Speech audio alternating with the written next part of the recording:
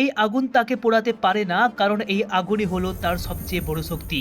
কিন্তু এই ছেলেটা জানতো না যে সে এমন একজনের পুত্র সন্তান যার নাম শুনলেই পুরো ব্রহ্মাণ্ড কেঁপে ওঠে, আর এই একটাই রহস্য বদলে দিয়েছে পুরো পৃথিবীর ভবিষ্যৎ।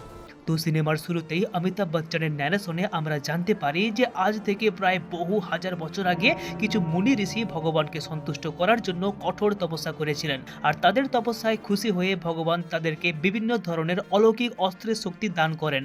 কারো হাতে আসে বানর অস্ত্র, কারো হাতে নন্দী অস্ত্র, আর কারো কাছে জলাস্ত্র, আবার কারো কাছে অগ্নি অস্ত্র।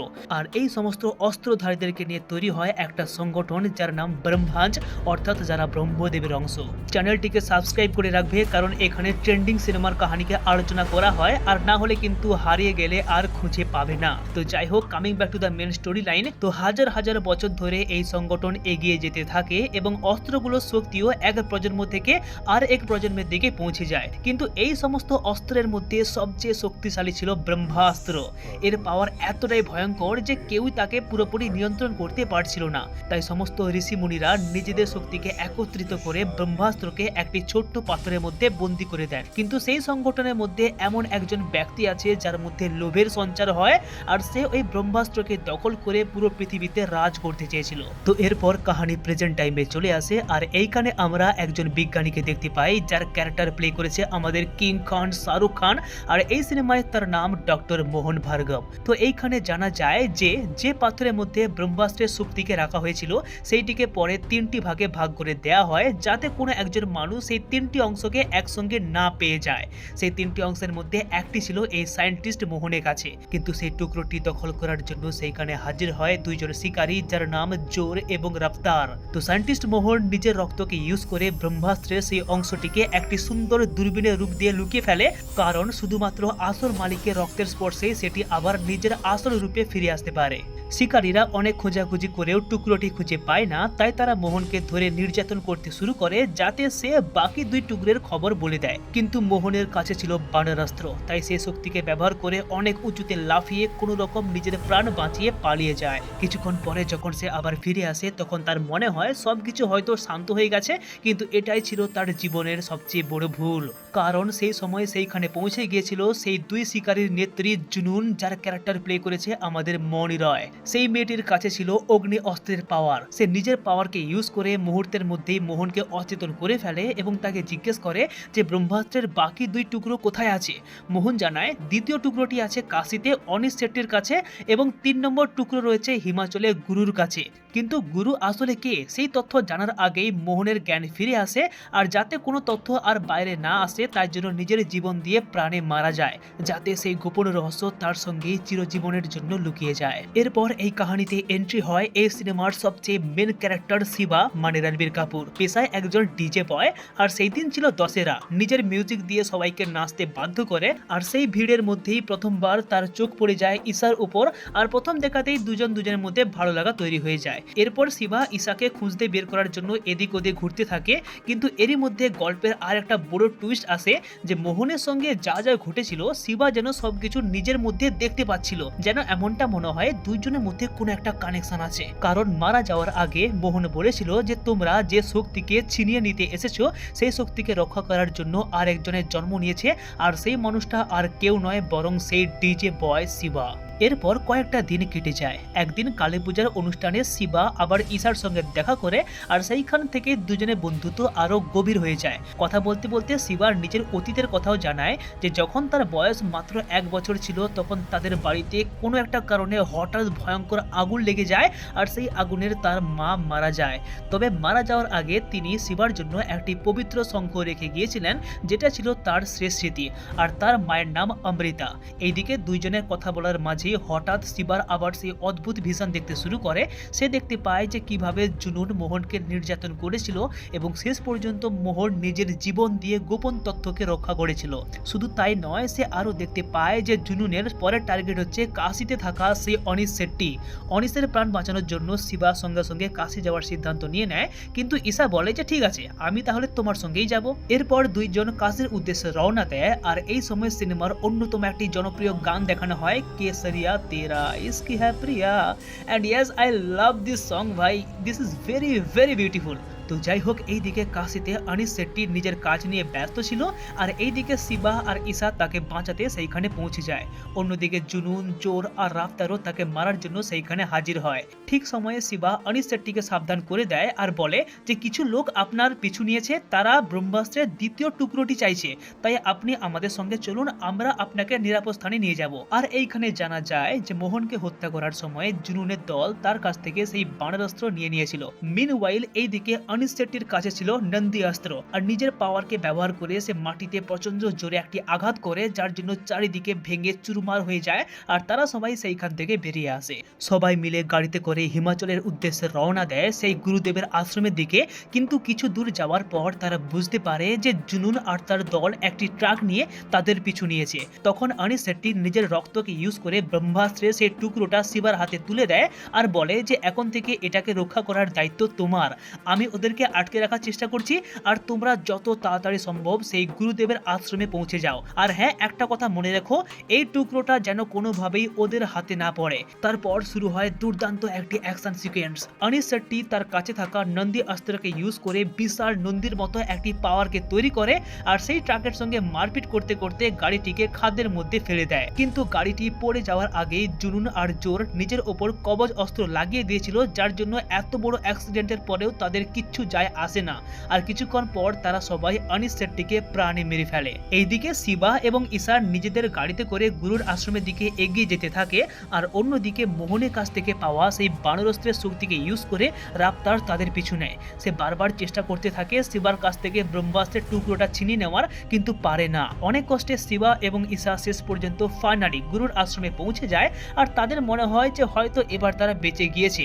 কিন্তু সেটাই ছিল তাদের জীবনের আর একটা বড় ভুল, কারণ ঠিক সেই সময় রাফতার সেখানে পৌঁছে ঈশাকে ধরে ফেলে, আর সে ঈশাকে মেরে ফেলতে চাচ্ছিল। কিন্তু ঠিক তখনই শিবার ভেতরের অগ্নি অস্ত্রের শক্তি জেগে যায়, আর নিজের শক্তিকে ব্যবহার করে শিবা রাফতারকে পুরো আগুনে পুড়িয়ে ভস্ম করে দেয়। এই ভয়ঙ্কর ঘটনা গুরু দূর থেকে নিজের চোখে দেখছিলেন, আর তিনি বিশ্বাসই করতে পারছিলেন না যে এই সেই ছেলে যে কিনা ব্রহ্মাস্ত্রের আসল রক্ষাকর্তা।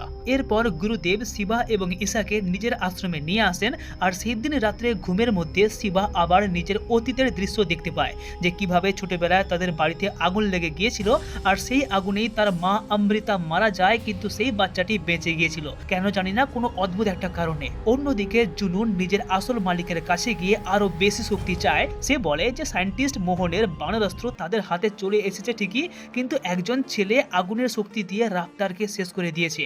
তবে হ্যাঁ, এটা ঠিকই যে তারা অনিশ শেট্টির কাছ থেকে নন্দী অস্ত্র আর ব্রহ্মাস্ত্রের একটি টুকরো নিজের দখলে আনতে পেরেছে।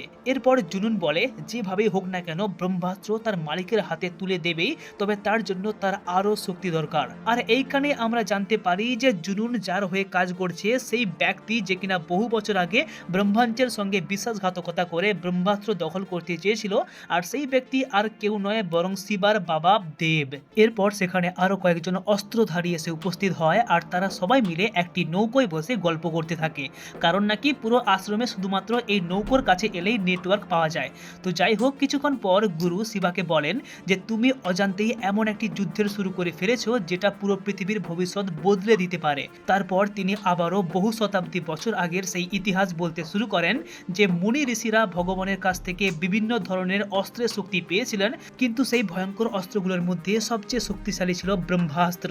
এই শক্তিকে কেউই নিয়ন্ত্রণ করতে পারছিল না, তাই সবাই মিলে সেই শক্তিকে একটি পাথরের মধ্যে বন্দী করে দেয়। কিন্তু যারা এই ব্রহ্মাস্ত্রকে রক্ষা করত তাদের মধ্যে একজন ছিল দেব, যে কিনা আমাদের সঙ্গে বিশ্বাসঘাতকতা করে নিজে ব্রহ্মদেব হতে চেয়েছিল।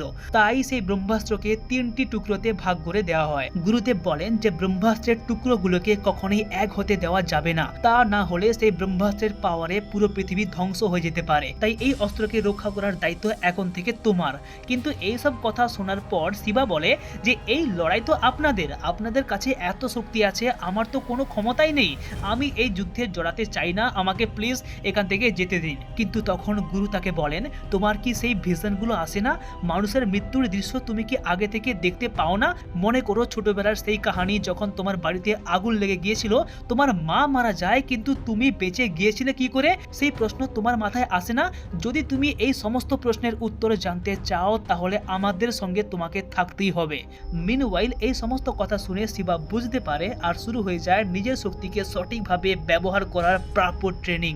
এরপর শিবা আশ্রমের আরো 5 জন লোকেদের সঙ্গে নিজের শক্তিকে জাগিয়ে তোলার চেষ্টা করতে থাকে, যাদের মধ্যে কারো কাছে ছিল সর্প অস্ত্র, কারো কাছে কবচ অস্ত্র, কারোর কাছে বায়ু অস্ত্র, পৃথিবী অস্ত্র, আর একজনের কাছে ছিল হিলিং অস্ত্র, যার মাধ্যমে যে কোনো ক্ষত বিক্ষতকে খুব দ্রুত সারিয়ে তোলা যায়।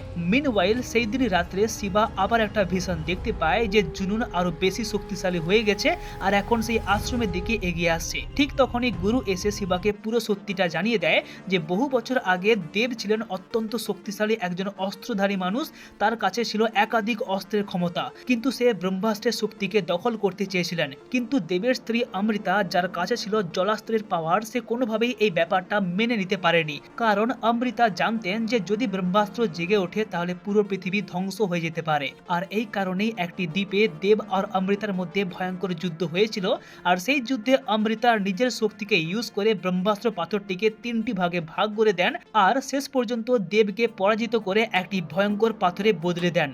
আর সেই অমৃতা এবং দেব হলেন শিবার বাবা মা। এই সত্যিটা জানার পর শিবা আরো মন দিয়ে নিজের ট্রেনিং করতে থাকে, আর সে মনে করছিল যে হ্যাঁ, সেও একজন এই ব্রহ্মাণ্ডের রক্ষাকর্তা। আর হ্যাঁ, একটা কথা তো বলাই হয়নি যে শিবার মা মানে অমৃতার কাছে ছিল জলাস্ত্রের পাওয়ার, আর তার বাবা দেবের কাছে ছিল অগ্নিদেবের পাওয়ার, আর এখন সেই অগ্নি অস্ত্রের পাওয়ার এখন শিবার কাছেও আছে।